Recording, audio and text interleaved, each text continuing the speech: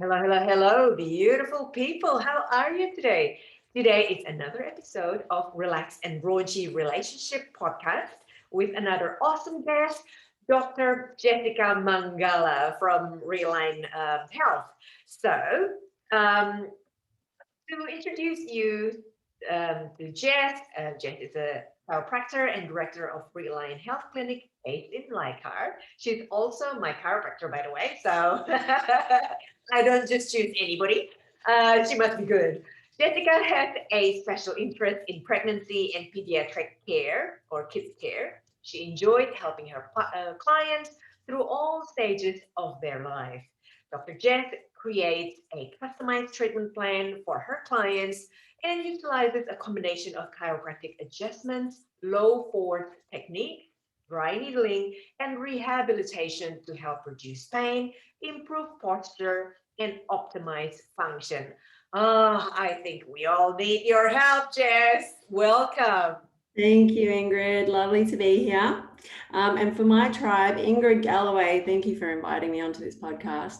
Ingrid is the founder, relationship coach, and chief relaxation officer of KAHYANGAN. She has been a relationship coach for 11 years and a spa therapist for 21 years, mainly in five-star hotel day spas in Sydney. So she is used to looking after thousands of highly stressed clients from all over the world. She practices from KAHYANGAN in Sydney and from clients' homes, offices, and hotel rooms, online and from retreat locations.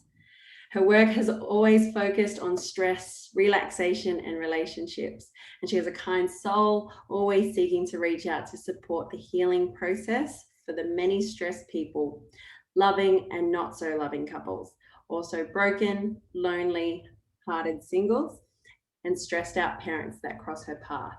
She does one-to-one coaching sessions, group workshops, virtual retreats, and in-person retreats. Busy lady. Busy, busy lady, definitely, and a mother of two, and a wife of one husband. Oh, good. Only one. Good. A very happy husband. I'm curious to find out your why. Why do you do what you do? Well, I do what I do for many reasons, but the main thing for me is just helping people to get to good health. Because personally, I believe if you don't have good health, you can't enjoy the good things in life. You can't work, you can't spend time with your family, you can't travel, you can't do the things that you enjoy. Good health allows us to move better, feel better, think better, and live better overall. So I do what I do to help people find their good health and maintain that basically. Yeah. How about Definitely. you? Why do you do what you do, Ingrid? Right. I came from a very religious background, so very religious family, and I observed over how many years how shame and guilt and suppressed anger are actually not very good for relationship, And then I escaped my birth country to Australia to marry my first husband. But unfortunately, 10 years marriage, I had to leave because of abusive relationship. And then in my healing journey, self-healing journey, I went to see a couple of therapists, went to several self-development seminars, and went back to college to study counseling and life coaching. And straight away, I knew that I would be a coach, not a counselor, and my niche would be in relationship because I'm highly passionate and compassionate to help others in a similar sort of predicament, to help them heal and then find a new love partner, loving and maintain the strong relationship that they deserve. That's my why. That's beautiful. It's nice to go back to the why, isn't it? Yeah, definitely. Well, it keep us on purpose. Yes, definitely. So, Jeff, I'm curious to find out your three top tips on improving posture. As now, the new normal, thanks to COVID, the new normal is, we work from home. Previously in the office, if you have an, office job, then you have a proper desk, a proper chair. Now we just, deal with whatever we have, dining table, or I don't know, work from inside, work from our bed, for example, and from, wherever, maybe kitchen table, who knows. So how can we improve our posture? And I heard from people around me that they just like, oh, I'm aching, I'm sore, this and that. So they always complain. So help us, please. Yeah, I must say that last year was probably the busiest of years for us because a lot of people were Wow. struggling from work from home postures, trying to adjust to different settings at home. And oftentimes, you're right, we don't have the good ergonomics that we're used to in the office space. A lot of companies do actually invest quite a bit of money into setting up their workers to make sure that they're in good positions, good ergonomics, and not injuring themselves or causing themselves pain by being in the wrong position. So my 3 top tips are pretty much not to sit for longer than about 20 minutes at a time. Our body is not really designed to be sitting, particularly in one position for long periods of time. So I know it might not be appropriate if you're sort of in an office space, but it's nice to actually get up and walk around. If you're at home, set a little timer on your phone every 20 to 30 minutes to just do a little lap around the kitchen or the dining table, do a couple of gentle stretches just to keep your body awake and moving, and then sitting back down. It's actually been proven to increase productivity as well and concentration by having those little breaks as well, because you're not fatiguing, you're getting your oxygenation up to your brain. It's all the good things. So moving regularly is is the top tip. But then also having a check of your ergonomics. So if you can actually borrow, some offices are letting people borrow equipment to take home and to borrow so that they can set up their offices at home, but ensuring that you've got a good desk set up. So whether or not that is, putting a couple of books on top of your dining room table so that it's stacked up so the monitor is at the correct height. Having a laptop is only really a short-term solution. We shouldn't be working hours at a time on the laptop, but we want to ideally have the monitor at the correct eye height, eye level, and making sure that's all set up properly. So if you're unsure, you can always check with your work about what they can offer in terms of having somebody come check your space, or even asking a chiropractor as well. And then my third and final tip, obviously, is to get checked by a chiropractor. Have some posture pictures taken, have some x-rays taken if you need to, have your alignment checked, your muscles checked, your movement checked, because there's ways to improve your posture and get educated about how your alignment should be. So they're my 3 top tips on how to... Oh, very good. Very good. Thank you. I'd like to hear you. Before you continue, what is the correct height like when you're working? Sorry, I just need to ask this question. So, what is the correct height for the monitor and the keyboard, if you can share? So when you're looking at the monitor, the screen should be about eye level or slightly below, but not too much of a deviation there. Pretty standard, eye level looking at it.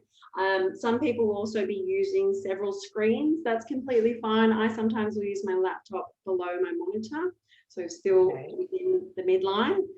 If you've got 2 screens, you ideally don't want to be sitting on a chair that's static. You want a chair that can swivel, or if you're standing, you'll be able to turn your body, because you don't want to be sitting facing forward and having to turn your body to see your second screen if you've got a 2-screen setup. And then the other thing as well is keyboard and mouse position. Our elbows and our arms should be about 90 to 120 degrees bent.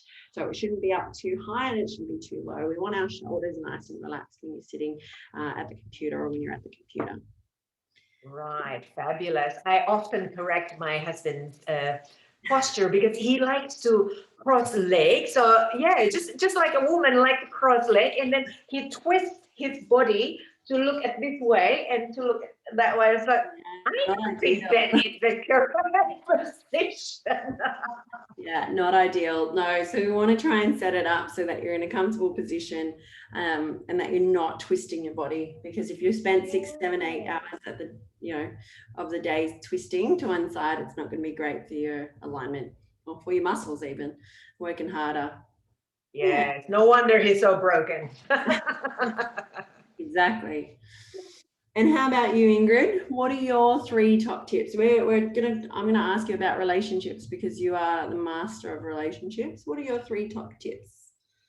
Well, today I would like to touch on young parents, especially working together from home. Generally speaking, now it's the new normal. And then, but still, you battle with the struggles of work and the little ones. How can you keep a strong relationship while battling work and the little ones?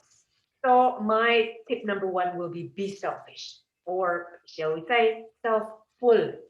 Yeah. So before there are three or four or five in your tribe, there were two people naming you and your partner, your beloved.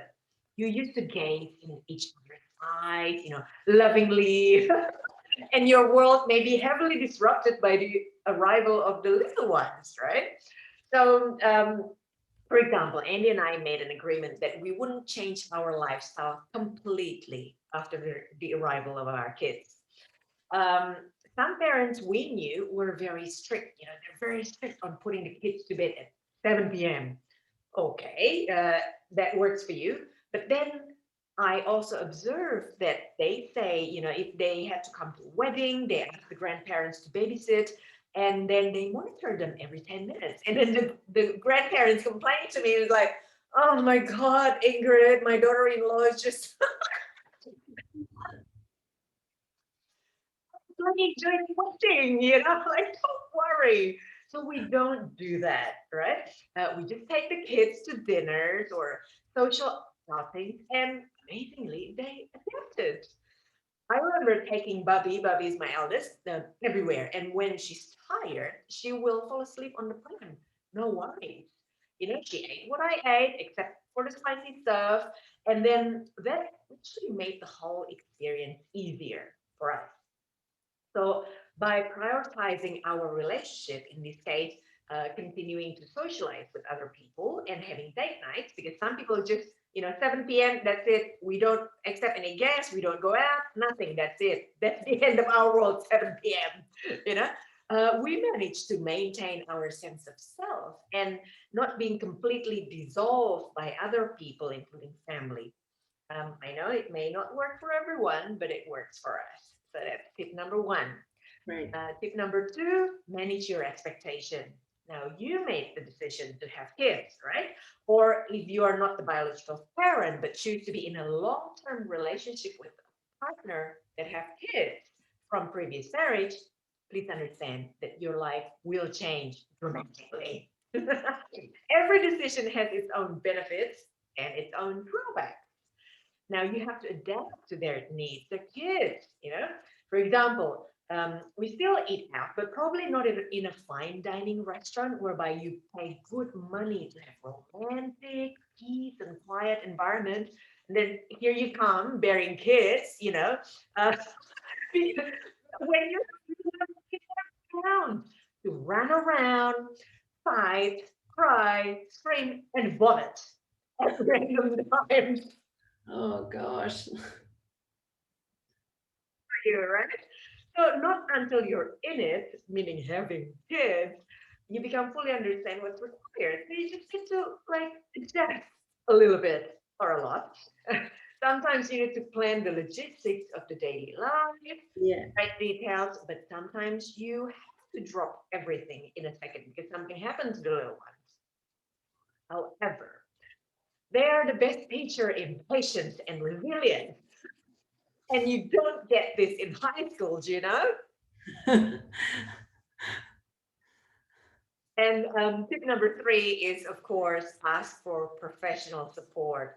Check in with a relationship coach or with a counselor or a sleep specialist, because guess what? A lot of parents lost a lot of sleep, or a chiropractor, right? What you may need, because I understand the stress of juggling work and young family can be enormous, Yeah. right? So allow yourself to accept support, to make yourself and relationship full again. You need to be full first. So then you can give the unconditional love that your family needs, because you have given yourself and your relationship the unconditional love that you need. So those are my three tips. Brilliant. So nice. Great tips, Ingrid. I love it. Thank you. May prepare you for your future when you're ready. That is no pressure. Of course. So, people, we're on to the fun part of the podcast. Jess's true and false. Let's get with us. Right. So, statement number one: I went for a run in a bikini on my birthday. Statement number two: I went skiing in the Alps in a bikini on my birthday. Oh, you know what? I always go for a juicier option. So I will go for number two. You went skiing in the Alps in a bikini on your birthday. Is that true or false? Yes, that is true. Yeah, so one year for my birthday, I decided I'm going to celebrate. I'm a January baby, so it's usually here in summer. But Yeah. so used to being on the beach in summer, enjoying it with friends, having a few drinks at the beach, whatever it might be. But one year, I love skiing, and I love traveling. So one year, I decided I'm going to go skiing, but I'm going to make sure I'm going to be on the mountain for my birthday. And so Yeah. I had a few friends actually say, "Well, you love being in the bikini on your birthday, so why don't you Yeah. skiing, but in your bikini top?" So I had it underneath my clothes, and I was saying, "Okay, maybe I'll do it. It's a bit cold. It's freezing in Austria." And I was like, "You know what? It's my birthday. I'm never going to see some of these people again. They're not even going to know it's me." So I went Yeah. down, went down the mountain on the home run. We had a few shots, liquid courage, and kept me warm for most of it.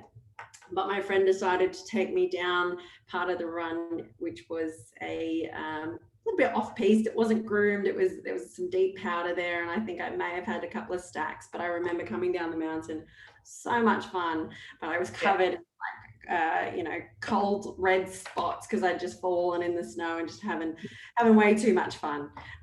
But that must be one of my most memorable birthdays, and yeah, I definitely want to go back to the Alps when they let us travel again, so I can do that with my Oh, next. yes, I know. Can't wait to travel again. Definitely. Awesome story. Thank you very much. I will not dare do what you do. Number one, I can't ski. Number two, oh, I'm such a wimp to cold weather. Try it sometime. It's quite fun. Yeah, refreshing, refreshing. But I do love your statements that you've sent through. And now I've got to figure out which one's true and false. So, statement Uh-huh. number one: Ingrid's daughter applied something to a new toy and made it all damp and sticky. Or statement number two: Ingrid's neighbor applied something to a new toy and made it all damp and sticky. This one was a tough one, but I think I'm going to go to Ingrid's daughter. Uh-huh. Is that the true or is that the false? That is correct. You are correct. So mommy one day felt envious simply because daddy has soft toy, Bobby has soft toys, Bibi has soft toys. What about me, right? So one day we went through Kmart and I said to Andy, I don't have any toys. Buy me one. So I grabbed this one.